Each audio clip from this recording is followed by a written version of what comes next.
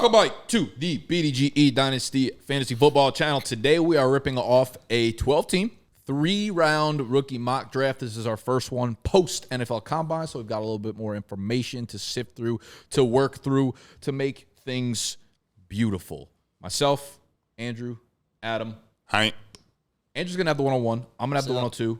Adam's going to have the 103. And then we're going to keep rotating that way through the 12 teams, so we will each be responsible for 4 teams on the draft board. The settings, Superflex, tight end premium. So we're keeping it basic. We're keeping it standard. We're keeping it as most Dynasty leagues are. Vanilla. And speaking of, we are organizing Dynasty leagues for y'all in the Discord, which is free to join. Link is down below. Let's get it. Andrew? Let's get it. You are on the clock. On the clock, not for long, because I'm taking Caleb Williams, man. This is a super flex draft. I think we all pretty much have chalked in Caleb Williams as the 101 here. We all expect him to be the number 1 pick in the NFL draft. This guy's being compared to Patrick Mahomes, or at least people see traits of Patrick Mahomes in him. I see some Kyler Murray in him as well. I think that's a little bit of a unique comparison, but this is a guy that I don't think we got to spend too much time talking about. He's just my 101. Yeah, you want to spend even less time talking about my guy? We got Marv Jr. Marvin Harrison Jr., Ohio State wide receiver. Didn't do nothing at the Combine. Doesn't matter. He is going to be, at worst, the 4th pick in the NFL draft, and at worst, the 4th pick in your rookie draft. Unless I'm QB needy, I'm going to go with Marv here at the 102. Listen, if I'm a team with like 1 quarterback right now and I'm in a full rebuild, maybe I go Maye, maybe I go Daniels, depending on a few things that will happen in the near future. But Marv feels like a solid of a rookie prospect, as we are going to find over the next 5-10 years, in terms of like getting into that Jamar Chase level of like, cool. He's going to be a first-round startup pick for the next 5 years. Yeah, people are all the way in. And that leaves me at the 103, my 101. I'm going to take Jayden Daniels here. I think the rushing upside with Jayden Daniels is crazy. I definitely get it, though. He's in the tier for me with these Caleb and Marv. Really, the point for me, though, is if I have the 101 and I can get a nice plus to go back to the 103, I'll happily do it every time. I think Daniels has a lot of upside. The floor is probably not as stable with a guy like him, though, which is why I think 103 makes sense. So if 'cause we're not doing this based on landing spots, we're not doing this based on any sort of like mock draft out there. If Jayden Daniels, let's say he's the 3rd of the top 3 QBs to go off the board, doesn't change anything for you? If he goes to New England, doesn't change anything for you? No. Okay. Nope.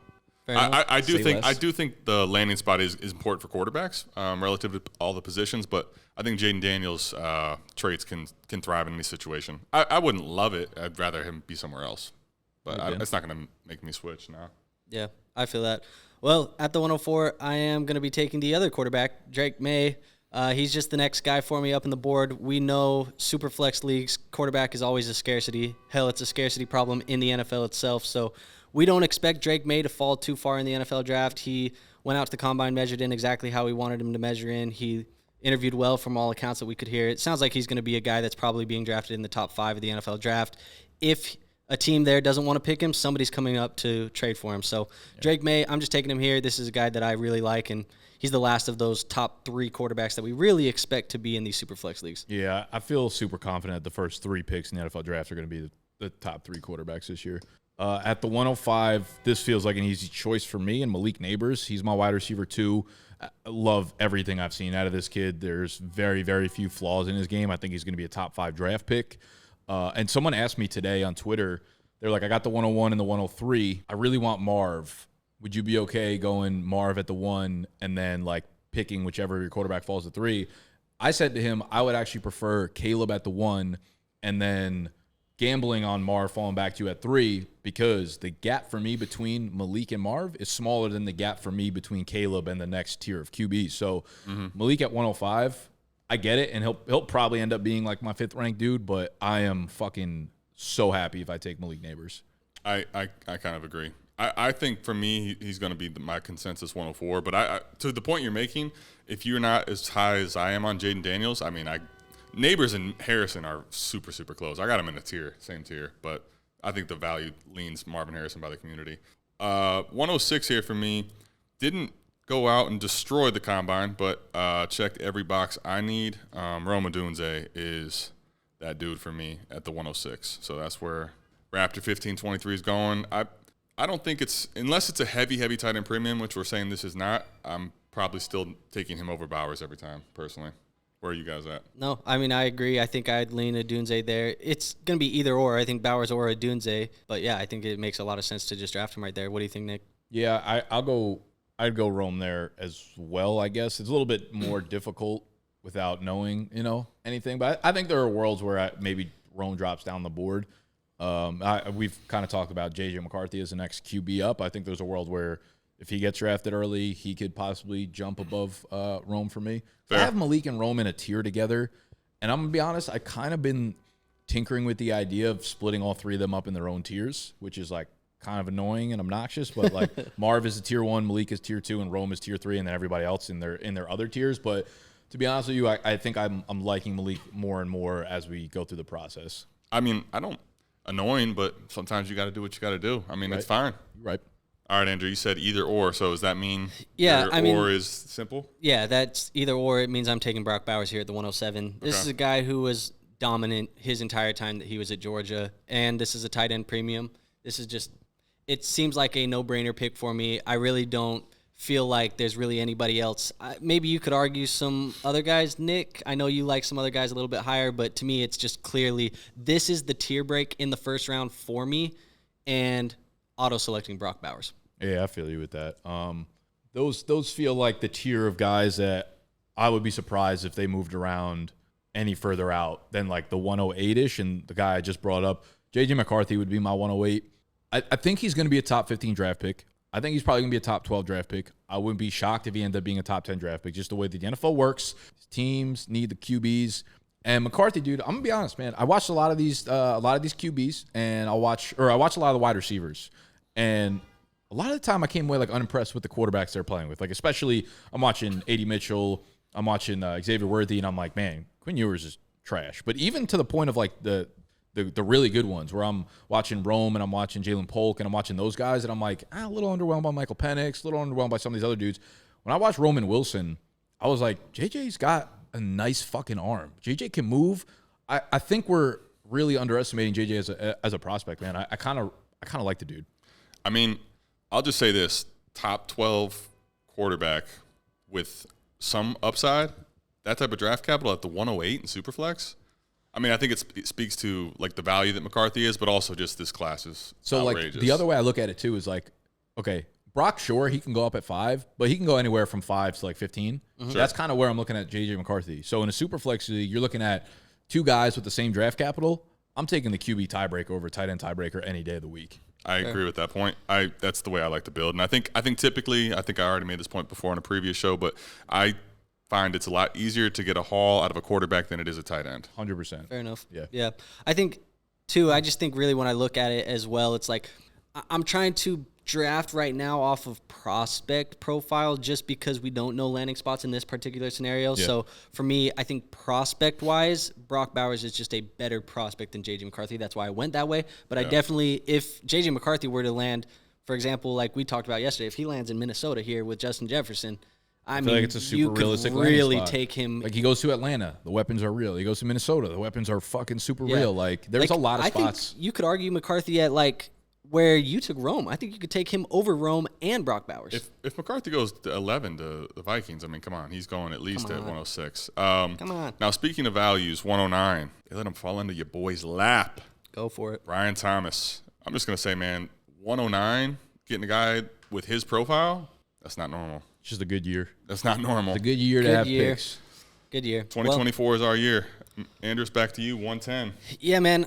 Sorry, Nick. I'm taking Adonai Mitchell here at the 110. He is a guy that really impressed at the Combine, 4.35, really balled out at Texas this year. One of the most impressive things I think about Adonai Mitchell is that drop rate. 1.8% drop rate, really not dropping any ball that comes his way. I think he is pretty good trait to have as a receiver. You just catch the fucking balls thrown your way. I mean, like that's the job, right? So like if you do it that high of a level, you're probably worthy of a first round pick. And I think he's going to start creeping up boards, especially into this range now that we've had the Combine. You see the comps of play style of CeeDee Lamb and some of these other stuff. I just think Adonai Mitchell, man, he's a good receiver and a guy that I have in my top 5 wide receivers, and I took him as wide receiver 5. Yeah. You know what it feels like is you guys just, now I'm fucked. That's what it feels like. When Justin Jefferson was going late first in these drafts. Adonai and Is the next JJ? No, I'm just kidding. mean, Thomas and Mitchell feel like the consensus 4-5 right 4-5. now, 5-4, 4-5, whatever, and those definitely would have been my next 2 picks. Now y'all put me in a little bit of a precarious spot here we gotta see what Nicholas is gonna do. Is he gonna stand on business? because I know what you don't want to do. I don't want to do anything right now because the way I'm looking at it is like any running back would be a reach right now. Yeah. Any wide receiver I would like, and I think I'd probably be okay with it. The QBs are tough to get a gauge on because we don't know if Penix or Bo Nix are going to go in the first round. If they go in the second round, I think I'm still like okay with this spot here. So I actually do a lot of the drafts that I'm in. Yeah. Pre-NFL draft. Okay. And to the point you're making, I'm not touching those guys right here in this mix because if they don't get the capital, that you like the bottom falls out. Yeah, but this doesn't feel like a spot where those guys wouldn't get early day 2 capital. Well, that's what I would project, but just think about it like this. If that happens, this is probably where they go, right? Yeah. If they don't, guess where they're going to go? Hendon Hooker, like they're going to fall out of the range. That's a very fair point. And the wide receivers are going to stay right in this mix. That's a super fair point. I look back on like You know why I know that? Because I've been burned and quite often. Okay, now you got me rethinking things a little bit there because you're right. There is not a lot of ceiling to take him here when we don't have the information that would move them the most. So, Why did I do that? I'm picking next. Yeah, you don't help him out. Let him drown. That's, well, based on that, sorry, y'all. I'm going to take Michael Penix Jr. Yes. All right. Based on all that yapping, we still going to take Michael Penix Jr. I've talked about some of the stats of the early day 2 quarterbacks or just round 2 quarterbacks in general. I think, again, I laid out like what I think a second round running back means. It means you have the opportunity to compete for the starting job out the gate while you're probably not expected to be the guy right away. I think that's what's going to happen with Michael Penix. I think that's what's going to happen with Bo Nix is they will get their chance. And as soon as they get their chance, it doesn't really matter if they're good or bad. Their value as a dynasty player is going to go up. I don't think based on everything I've seen, I don't think it's like the Matt Corral class. I don't think it's like the Desmond Ridder class where like these guys were terrible prospects and everyone just couldn't wait to they're like, oh, they're the QBs though. Like we're going to have them in first round, second round. People were forcing themselves into liking those guys where I do think Penix and Bo Nix both have traits that won't let them fall outside of like the top 40 picks. Yeah. That's definitely fair. 22 is about as bad as it gets. Yeah. Speaking of hands, caught that thing before it hit the ground. You about to draft yourself. And guess what? What? Andrew? You going to do it to me? 112, man? Really? You going to do it to me? Y'all better hold on to them 112s. Troy Franklin? My guy.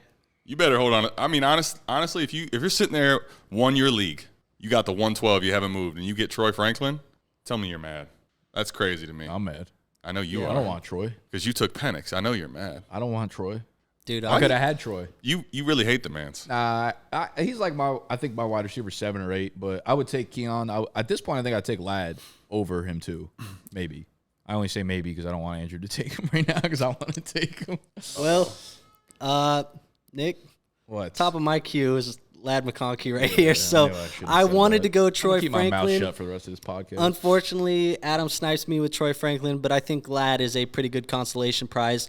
This is a guy who really impressed us at the Combine. I think he tested athletically better than we had imagined. He is a very, very, very good route runner. Obviously, if you're just looking at the statistics that he put together at Georgia, it doesn't necessarily tell the full story. He was injured for, I think there was a statistic where it's like in the last 2 years of his career in Georgia, he played less than 500 snaps. Yeah, he doesn't have a lot of counting stats whatsoever. So his counting stats are not great. So, yeah, when you look at just the box scores, it doesn't look like he really was that good of a player, but when you watch the tape, he stands out, man. He's a very good route runner, a very good player, and I think getting him in the early second, it just speaks to how good this class is, man. All right, I'll do it. All right, Sir Nicholas. I'll do it. I'll do it to him. Don't do it. Don't do it. I'll take Keon. I'll take Keon here. Keon is obviously extremely polarizing prospect. Played really well at Michigan State. Transferred over to Florida State, where he kind of took a backseat to Johnny Wilson a lot of the time. Made some incredible highlight-type plays. People are having a hard time buying into him, and I think that makes sense. I think there's a lot that's left to be desired on his tape, but I think a lot of that is the product of Florida State not using him well. He makes crazy plays. That's what he does. He separates at the high point of the ball being in the air. He's not a blazer. He never was. The 4.61 that he ran at the 40, Not really a concern of mine because that was never how he won anyways. He'll need to translate at the next level for sure. This is a boomer bust pick, but I'm a fan of Coleman. I was thinking about this comp on my way in today, and you guys tell me good, bad, meh. But I think I knew it. You were thinking about Keon. I was thinking about Keon Coleman on my way in today. I think a decent ceiling comp for Keon would be like Kenny Golladay. What do you guys think about Kenny Golladay as a Keon Coleman? Okay. I don't know about ceiling. Kenny was pretty good when he was in Detroit. I think he had a couple years maybe. But I feel like Keon's ceiling's higher than that. I understand what you're saying. Well, I feel like Keon also feels like more of an athlete where Kenny just felt like he was a little bit one-dimensional. Matthew Stafford like chucked up a lot of deep balls his way. Not that Keon can't do that, but I feel like Golladay was running by people at times. Golladay was cool. Golladay was really cool for probably a couple of years, and then the Giants gave him that contract, and then it was all. I remember I traded for him in a Dynasty league pretty heavily when he was in Detroit. That actually has to be one of the hardest downfalls, just relative to where he was, and then like the level of nothing that he became, like how bad he was for the G-Man. But like, I've heard a lot of good comps for Keon. I think like he fits into that Mike Evans go up and get the ball, Kenny Golladay, even like a Marvin Jones, whatever. You know what I mean? Like he's not necessarily a blazer that's going to just run you down the field, and that won't be him. But he's fun with the ball in his hands. He's fun with the ball in the air, and I'm willing to take the risk on him. And, Nick came after my Keon, so that means I'm coming back at you. I want Xavier Worthy. I'm going to yell at you. I want you to tell me why. You've kind of already told. I feel like you're not in on Worthy, right? You've made it known. I'm very much out on Worthy. Okay. Yeah. I feel like at 4.21 with the early breakout age that you have from him, a lot of the analytics checks the boxes for me. Not saying that his film isn't a little concerning, but you throw that top speed on there, that 4.21, big playability, plus early breakout age, plus some college dominator. There was concerns about, what the quarterback play was for Adonai Mitchell as well as him. At 203, I feel like there's boom bust potential. You took a boom bust at 202. I'm going to take the boom bust at 203. Yeah. Tell me I'm wrong. Listen, Worthy's a dude that like I'm watching him play. It doesn't feel like a route runner at all. It feels like he's someone who relies on his speed to pretty much do most things. And I look at, all right, if you're a 4.21 guy, you should be making a lot of plays downfield. He's not a guy who makes a lot of plays downfield. He's not a guy that gets a lot of targets downfield. And when he does, his like contested catch rate, 23.8%, is really low amongst that. So if you're telling me like I'm going to be targeting a dude downfield because he's fast as shit, you look at a Brian Thomas who can go up and get the ball. You look at like the bigger dudes who can do that. Worthy feels like he fits into that tier of dudes, but he's 5'11", 165. Like, are we really trying to throw jump balls up to like Hollywood Brown in modern age? So it's funny you bring up Hollywood Brown because I was actually going to say I heard a comparison recently that said he's a hybrid of Marquise Hollywood Brown and Jerry Jeudy. If you put them together, that's Xavier awful. Worthy. I don't like that. Yeah, I don't either because like Worthy to me is not a real route runner. Well, Jerry Jeudy? He's nice on social media. Fair. That's fair. I would say when I just think about like his frame, the route running I think would be a plus. Honestly, where I'm taking him here, I agree. I don't think he's the best, but if he's 4.21, what I think the biggest thing we don't know is if he lands in a spot where there's a true cannon guy, like obviously Patrick Mahomes is the one everyone thinks of, Josh Allen, someone that can actually hit him downfield in stride. Sure. I don't want him to make contested catches. I want him to just be beating people downfield. Run a 4.2. But that's like the boomer bust thing. I mean, you look at all the dudes who run that fast, they're all boomer bust players, and almost all of them busted. So, it's almost like the point you made with the Michael Penix right there, where it's like, if he gets drafted there, that's where he's going to get drafted. If he doesn't, he doesn't. If Xavier Worthy goes to a spot where there's not a big arm quarterback, then I feel like he's not a possession receiver that's going to put up enough volume to be fantasy relevant. The difference is, for me anyway, we saw Ruggs actually get a little bump in value. That's a bad case, probably comparison now, but it's off the field stuff. But, I know, but my point is anyone in the 4.3 or better camp doesn't have the production profile that Xavier Worthy does. That's fair. And it's not even close. Yeah. And listen, that was like one of the first things I said with these Texas receivers is like the analytics people are going to hate A.D. Mitchell. They're going to love Xavier Worthy. People that watch film, I think, are going to like A.D. Mitchell way more than they like Xavier Worthy. And I fall into that ladder camp there. It's A.D. It's A.D. for me. I mean, I would just say this too. To me, I'm not actually taking him ahead of Adonai Mitchell right now, for the record. No. I would say in this class, at wide receiver 9, given he's the fastest we've ever seen at a combine, has production profile, I'm very comfortable with if I miss, I whiff. But I think the hit could be really high. But also, I just think a guy that's 4.21 that comes off of 2 massive touchdown games on 2 plays, your league mates are going to freak out, and I can flip that asset. Yeah, maybe. Fair. I definitely don't hate the upside swing here at this point in the draft. I feel like we're hella opinionated, but that's my opinion. It's fine. Moving on to the 204, I am going to be taking Bo Nix. That's my pick. It's kind of similar idea as what Nick has talked about as the quarterbacks. They have value. You get more value when they become starters. We think Bo Nix will be drafted into an opportunity where at least he will get a shot at starting reps eventually, whether that's early second round or late first round or whatever it is. It doesn't really matter. I just think that Bo Nix in a super flex, he's the last of those top or whatever kind of QBs in this draft. So I'll just take Bo Nix and the value here. Yeah, I mean, if he checks that top, 45, 50 pick, you're going to end up really liking that, I think, at 204. Yeah, same point I would have made for Michael Penix. And honestly, I was going to take him with my next pick, but I was like, it's kind of boring. And I was like, maybe you guys won't ever take him. And then I could just get Bo Nix midway through the second round, so it don't matter. I'm actually going to go out here and grab the first running back. And Jonathan Brooks is my top guy. He's cute for me. Yeah. He's going to be my 205, which I'm super comfortable grabbing him here. Again, draft cap's going to matter a little bit.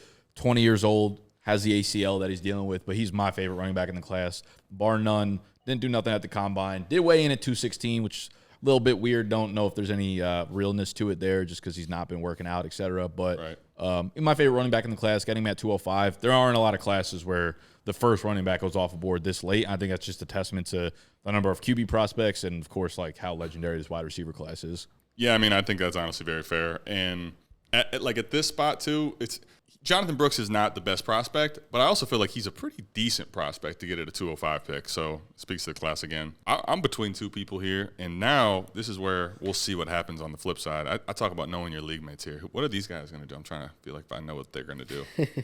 I'm going to take a pick I don't think I would make if I wasn't trying to draft with my league mates. I'm going to try to see if I can get my guy later. I'm going to go ahead and take one that I think is not going to make it back, though. Nicholas is high. I think Andrew is. Xavier Legette is going to come off the board for me here. The combine was crazy for him. I kind of felt like it would. I feel like he's going to end up being split as far as the view goes. They're going to you talk about raw production again. Not really there. Guy at the Senior Bowl looked like an absolute freak. He compared himself to Debo. I think there's boom or bust potential here. But the bet is this guy such a good athlete that he was maybe misused or not in a good situation, and at the NFL level, he's still going to be that guy.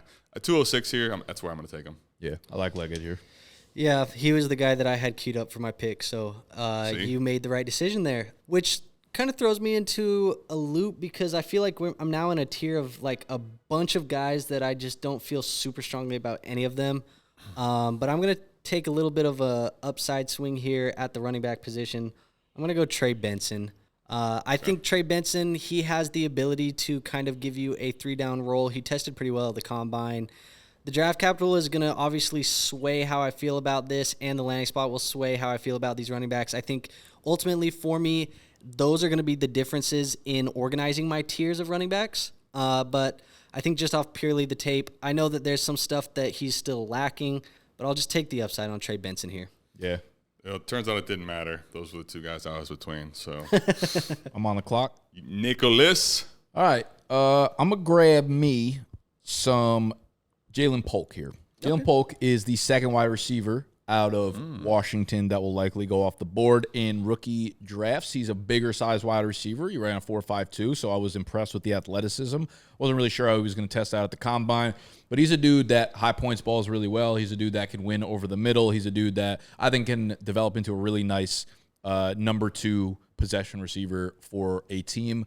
You know, I've looked at his upper level comp as like a T. Higgins type, where he's not going to blaze by you. He's also not like the best route runner, but throw the ball up to him and he can put up some monster games. Brett has comped him to like a Jacoby Myers, which I thought was really, really interesting because he's more of like an over-the-middle type of route runner winner. Yeah. But maybe a little bit of a hybrid between that. I like Jaylen Polk, though. Okay. All right. This is interesting here. This definitely – do you guys feel the same way I feel when I said my pick of this feels like a huge tier of players that just you don't feel super strongly about any of them? Yeah, we're in no man's land right now for sure. I feel like – I'll just tell you my sentiment is right now I'm drafting without any future knowledge of landing spot. Yeah. Landing spots. Oh, you are? What's that? You are? If I can see the future, that'd be awesome. Yeah. I am. Because I'm not. Because I know where these guys got drafted. That's fair. Yeah. The Nicky leaks, man. You know, boy has all these sources over here. If I knew where some of these guys were going, landing spots, they probably don't even make it this far. Doesn't got to be perfect, Adam. Pick No, your guy. I'm between two guys, and I think at this point, pick your guy. I love it, man. I'm out here yapping away, and I'm getting yelled at on set. Let me get Marshawn Lloyd. I'm going to take the upside here. I was between him and another RB. I'm going to take Marshawn Lloyd. I'm not going to move him up the board a ton with the measurables, but he checked everything I was looking for at the combine and some. Late second here, I just look at this. The receivers in this range, I feel like I don't feel very confident in them making my roster and being a difference maker. Marshawn Lloyd is someone I think that in the right spot absolutely could. So that's kind of why I'm going running back here. Okay. Yeah, I'm just going to kind of stick in the running back room as well. For me, I am going to go with my guy, Blake Corum. Blake Corum's been hyper productive in Michigan over his career there. I think he came out of the combine and tested exactly how he expected. I don't think there was anything special or anything worrisome about him. 205. Yeah. 5'8". He's Sleeper says checks boxes miniature. At 24 combine. Is that really what it says? That's Checks literally what it boxes? says. Well, I think that's Miniature. exactly what he did. I think this is a guy who we've talked about is probably going to be a running back that finds a role in an NFL offense, and depending on the draft capital and where he goes, probably has more upside than that. So I want a guy who is going to be able to be plugged in, and I think if the low end of it is you get Blake Corum to fill in when you have injuries at the other running back positions and he can give you 10 fantasy points, why not? I like Blake. Blakey. Man ain't gonna make mistake. No mistake, Blake. That's what I'm gonna call him from now on. No mistake, Blake. I like it. No mistake, Blake. I'm gonna grab my RB2 here, and that is Braylon Allen, Wisconsin, 235. He looks like he ate Blake Corum before the combine. Didn't run at the combine, so we got no athletic testing. Again, though, he was a dude. Yeah, huge coward. Hate the dudes that sit out. You know, we need numbers for our analytical profiles. No cowardice will be tolerated. It's because he's a young kid, man. Dude, he is young. He's 20 years old, I believe. Yeah. He's 20 years old. He's way shiftier than I think most people kind of imagine him being. And you know what's funny? I never even thought of this comp because a lot of people just go A.J. Dillon, which I think is an awful comp. Terrible. I heard a Ramondre comp for him, and I was like, that's kind of interesting because Ramondre he's big, right? He's like 228, whatever, and he's relatively shifty for that size. I think if you gave Ramondre some high end wheels, I'd like that. Shout out Ramondre Stevenson. Went to school like 2 minutes down the road from where I went to high school. There you go. But Braylon Allen is not a dude who I expected him to run in like the mid 4.5s, right? Because that's his game is not breakaway speed, but he's 235 and he's shiftier than given credit for. So I'm a fan of Braylon Allen, and being that young and getting him here at the 211 is something I'm happy with. Let me ask you guys this. So I wasn't going to take Blake. I was between Marshawn and Braylon Allen at the 209. Okay. If I take Braylon Allen, Nick, are you taking Marshawn Lloyd at your spot there? Yes. I figured so. I think these are going to be the three picks no matter how we break it down. Yeah. 209, 210, 211. And like I said, landing spot draft capital could change this pretty drastically. Yeah, that's what's going to happen with all the running backs is like we're going to see all of them go day 2 at some point, and then landing spots are going to dictate where they go in that second round to early third round. Yep. Very fair. All right, Adam. All right, let's stop playing around. Don't take my guy again. Who's your guy? I have one on the board. All right. I think at this point, I'm gonna take Malachi Corley here. God damn it, Adam! I can see Andrew's board from a mile away, and at this point, I told him on set he was gonna be in trouble today. I love Malachi, man. Malachi Corley. I honestly, at this point for me, it's really, you could make cases for other people, but I feel like for me, it's pretty easy here. Malachi Corley, based on the Andrew's picking next. Fair enough. What do you like about Corley? Yeah, God. I was just gonna say I think he's not like a profile I love betting on, but at 212, he's someone that I think can make a lot of plays, just get the ball in his hands. He's someone whose screen percentage is Yeah, actually it's like 42%. I think it's like actually like 60 or something. I just looked at it, 42%. Okay, it's insane. I think I don't. Or 44. Those guys scare me because they need to land. They need to land with Kyle Shanahan where they know how to use And a player like 86% of his snaps in the slot. Yeah. I was gonna say I think that he's a guy that if he finds the right role, could end up being really dynamic, but he that worries profile me. is very scary. He worries me because like he reminds me of like a Rondell Moore or Wan'Dale Robinson, where it's like you're on kind of a shitty football team and you're the best athlete by far, so we're just going to give you a fuckload of volume. So all your like analytics look great because you have catches and targets and receptions. Fair. But it's like they had, you're Malachi Corley on a shitty fucking college team. Like, of course we're going to give you the ball a million times. So those guys are a little bit nerve-wracking for me. Yeah, the one thing I definitely agree. By the way, I think he's athletic enough to where he could be good enough even in the NFL. Just get him the ball in space and let him make a couple plays. I would need him to land in a good landing spot. I think though. Yeah, I don't know that yet. Okay, Mr. Andrew. Sitting here at the 301 and considering this is tight end premium, give me my guy, Jatavian Sanders. This is a guy who at Texas, just also keep in mind, JT is way young. He's 20 years old as well. So probably will be 21 by the time of the NFL season. But this is a guy who yards per reception, 15.2 yards per reception. That is better than what Brock Bowers was putting together. It's a nice number. A better ADOT than Brock Bowers. Not that he's a better player than Brock Bowers, but I think when it comes to tight end 2 in this class, it's hard to think it's anybody else other than JT Sanders. And in a tight end premium league, give me the upside at the tight end here at the 301. All right. I'm going to take Ricky Pearsall. Okay. Wide receiver out of Florida. Had a very good combine. He's been someone who's been getting a lot of hype recently. And I think he's crispy route runner. I think he's going to be a good player at the next level. And he's one of those guys that you take shots on in the 3rd and 4th round that end up being like role players that you could, like the Tyler Boyd types that you feel good about kind of investing in over the long run. Yep, I'm with you. All right, and I'm taking here at the 303. I'm taking, like in this range, I think there's some guys you could say, I'll say typically in the early 3rd for me. I'm taking my upside shots. That's what I think Jaylen Wright is. He's an upside swing here, home run. He could end up landing in a situation where he doesn't get the ball a lot, but I think his combine, the sock is storing for him, and I think that he could end up being. I was deciding between him and Ricky at the 3-2. I was kind of hoping. I knew if I let Ricky fall, he wouldn't get back to me, but I was hoping that Jaylen Wright got back to me. I wasn't letting you get Ricky. Yeah. I just feel like at that. Rick? Like 4.38 running with his measurables, you just want a guy at this point to get an opportunity to play. But if he does, I think he could end up being really meaningful, even if it's not for the full season. Show? Yeah. Up on the clock, 304. None of us love the guy. I think some of us hate the guy a little bit more than others. I'm going to take Bucky Irving. This is a guy who didn't test great at the combine, but this is also a guy who could find himself into a pass-catching role at the NFL level.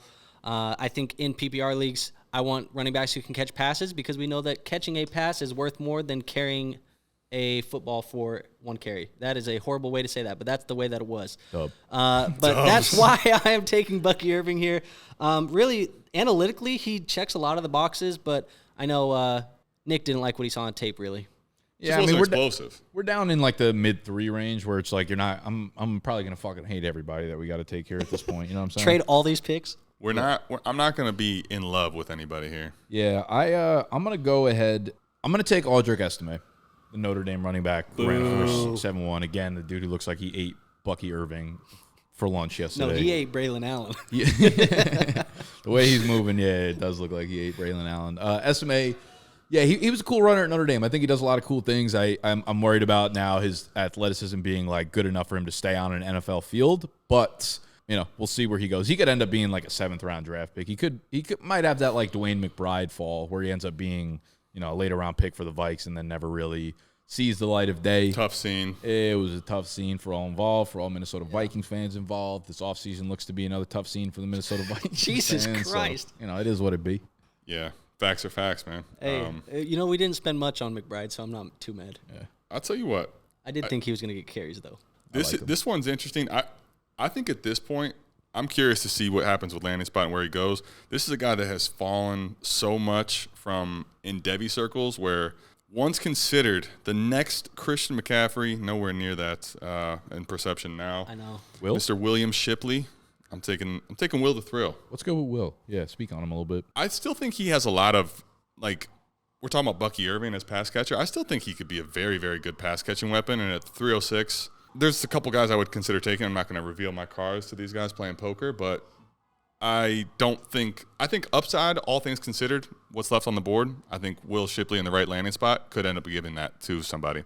You probably, with Will, are hoping that he goes to a landing spot where the quarterback isn't a running one so that he'll check it down more often. Yeah, makes sense. I guess here at the 307, I will just draft Roman Wilson. We talked about when we spoke about Adonai Mitchell that the best thing a wide receiver can do is not drop the ball. Roman Wilson doesn't drop the ball very often either. He has a 2% drop rate. He's also a guy who I think as a prospect, does have some worrisome things. Took a long time for him to break out. He's also a little bit older as a wide receiver prospect, but overall, I'll take the upside of a guy who did impress at the Senior Bowl, maybe didn't impress as much at the Combine as some would have thought, but Did he break out? Give me Roman Wilson. There's a lot of people asking, did he break out? Yeah, I think if What is a breakout? Did this man break out? I think that's the thing is like if you answer the question. If Don't be a coward. Listen. How are you going to draft a man that never broke out? If you haven't broke out, I think just by default you break out in your last season. You hear that? They're coming for you. That doesn't even make sense. That's what I'm saying. Did you say actual words? What the fuck is going on with this siren? That siren's coming for you because that take is out of control. They're pissed that you drafted a man that never broke out. Give me Roman goddamn Wilson. Okay, so did he break out? Yes or no? I don't know. I don't even fucking know. You know what? I'm going balls deep in Florida State, so I'm gonna tack on Johnny Wilson to my squad. Johnny Wilson came in at what 6'5". He actually had a really good combine. He's a tight end. Was he only 6'5"? He came in. He was supposed to be like 6'7". 6'7". He might have came in at 6'6". Don't quote me on his size and his measurables, but I know he had a athletic testing combine. And hey, listen, that man converts into a tight end. We talking about that tight end premium in this league in the end of the third. Hank. We talking about Ricky Seals Jones, baby. We talking about breakouts that never happened. Yeah, we are. We're getting off the rails here. Johnny Wilson. Yeah, you could argue Johnny Wilson looked better than Keon Coleman at times, buddy. Bet. All right. Y'all are out of control here. I'm going to take Ray Davis here. Nice. I'm kind of surprised. I guess I shouldn't be that surprised. He's someone that I have at running back 7 right now. I think at the 309, I love getting a running back share that has, I think, traits that could be decent at the next level. I think he could end up being a mid RB2 in a situation anywhere. Yeah, he's like a Mike Davis. Not much wrong with him. I will say the one thing to look out for Ray Davis, I want to say he's going to be 25 when he steps onto the field. That's like we already don't even like 25-year-old. Is 1 year away. Right, like we're already hesitant. Like Jonathan Taylor, people are bugging out about that. You're a rookie about to step on the field at 25. That feels scary to me. You know, that's fair. Fair enough. I mean, I think that's just a grown man though. Like, true that. I think he played for like 5 years in college, 3 different teams. I've been better told look good playing against those young kids. As someone that's very old, I take offense to this Raymond Davis hate. Yeah, and, you still think you got a shot in the league, right? I think Ray Davis. You ain't blow out your toenail. You that's right. Fucking I think I'm all-pro tight end. I'll be bullying Andrew just like Ray Davis about to bully cats in the NFL. Well, actually, these guys are now the same age as him, so yeah, it's all good. It's fine. You're basically Ray Davis to me at this point when he was in college. I'm coming to bully that ass. But going on to my last pick, there's a couple names that I think stick out, but really, give me Brenden Rice, the guy who is the son of Jerry Rice. Facts. Why? There's like nothing else. Why fucking not? Well, why not, dude? I'll just take him. He looked good. Can I tell you that was better analysis than you gave on Roman Wilson just already? Just the son of Jerry Rice. Just fucking why not? You get an auto 18-year-old breakout age if you're Jerry Rice. You get a 0-year-old breakout age if you're. As soon as you're born, you're Jerry Rice's son and you broke out. Correct. Give me Tez Walker. Tez Walker's going to be my final pick here, 311. Right. UNC, wide receiver. Drake May had to throw the ball to somebody. He threw it to Mr. Tezzy. Kent State transfer. Can't read. Can't read, can't write, can't state. What I want to kind of do is my Andrew. I'm going to take Frank Gore Jr. because he's son of Frank Gore, but no, I'm not. I'm not being that lazy out here, man. All right? I'm going to take, Nick's taking a hope to be tight end. Let me just go ahead and take in the tight end preemie. An actual tight end. Cade Stover, the Ohio State University. When you look at film at Ohio State, actually a guy that kind of pops off for me as I guess it's kind of overused now, sneaky athletic. Checked a lot of the boxes at 312. I mean, we're getting to the point where in tight end premium, I'm shooting my shot at tight end 3 here. Why not? Yeah, fuck it. I think Taxi squad his ass for 2 years. This is just that's where all these guys are gonna fucking end up. All right, so now we get to take a look at the board. We see the colors kind of spreading out a little bit. We've got a whole lot of blue up top, a whole lot of green at the bottom. We've got a triangle with the orange. So this kind of tells you there's not a super strong tight end class. Tells you that there's a super strong wide receiver class. Tells you that there's some good value at running back. Is there anything like just super noticeable on the board that stands out to you guys? I mean, we had 5 first-round QBs.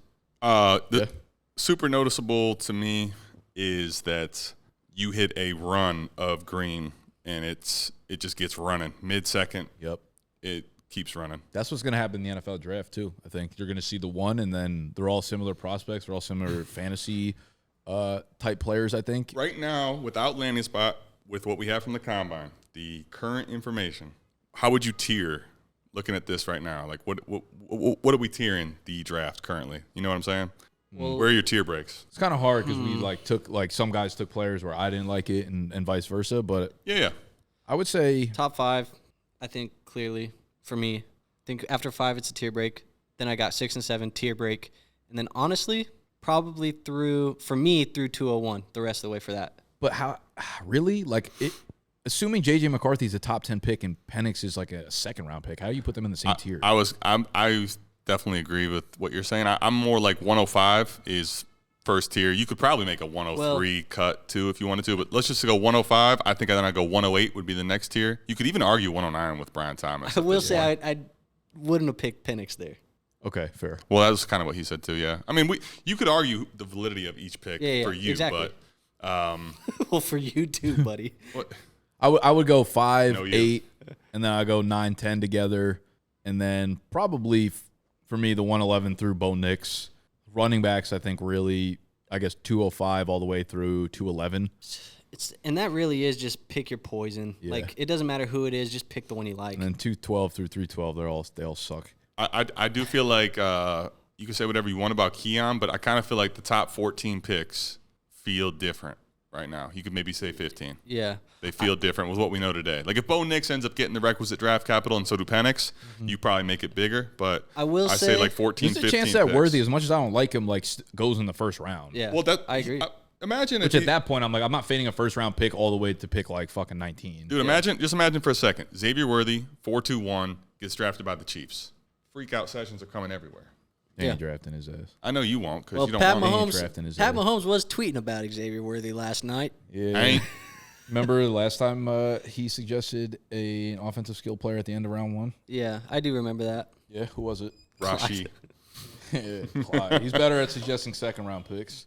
Okay, so they'll take him in the second round. Remember when Andy Reid called him better than Brian Westbrook? Yeah, Woof. good times. Woof. I don't know. I think that you're looking at 15 to 16 players. I clearly say 14 right now. Did you guys really lose enthusiasm for this class as we got to like that third round? Like I did. I wasn't really excited to pick any of those guys, to be honest. Yeah, I think for me it's a little bit of a lack of knowledge once we got to the second half of the third round. Like I'm not too familiar with like Brendan Rice or Tez Walker or Brendan Rice and like Cade Stover's game, and even Will Shipley I haven't watched yet, so I'm not too familiar with him. But and you could like those guys a lot more depending on where they land too. I want to hear what you have to say about Will. I'm curious about this. Yeah, I'll watch his ass. I'll watch his ass. But I think this is the thing about the third round. Without the further information of where these guys land, what their draft capital is, I mean, they could swing an entire round or two. Yeah. Like all these guys. There's nothing secure about any of these ones. Other than probably Jatavian Sanders, unless he just falls out in the NFL draft, which I don't think happens. But it does feel like those first like 15-ish picks are they're who they are. That like those are the guys that are going to be drafted there. We're starting to feel like it's getting more solidified there. I think there will also be one or two running backs that jump up into that Keon Xavier thing, because I think like 2 of them will go second round and maybe to like really nice landing spots where Dallas, Los Angeles. Yeah, even if like Philly lets DeAndre Swift walk and like Philly takes a second round running back or something like that, and it's like Trey Benson, he'll go all the way up to the 2-1, 112. We just don't need any more of that Zach Charbonnet-ish in the second. Dude, that was so disappointing. That's so crazy. All right, well, we going to wrap it up right there. 3 rounds, 12 teams, 36 rookies in the novels. If you enjoyed, make sure you subscribe to the channel. Hit the button that looks like this down below. Let us know where we fucked up. Let us know. Let us know we are fucked up. Let us. No, good. Let us know why Andrew Let us took know a guy if who you're never broke fucked up. out. Yeah. Let us know Nope. what you you sipping on. These boys sipping on Haterade.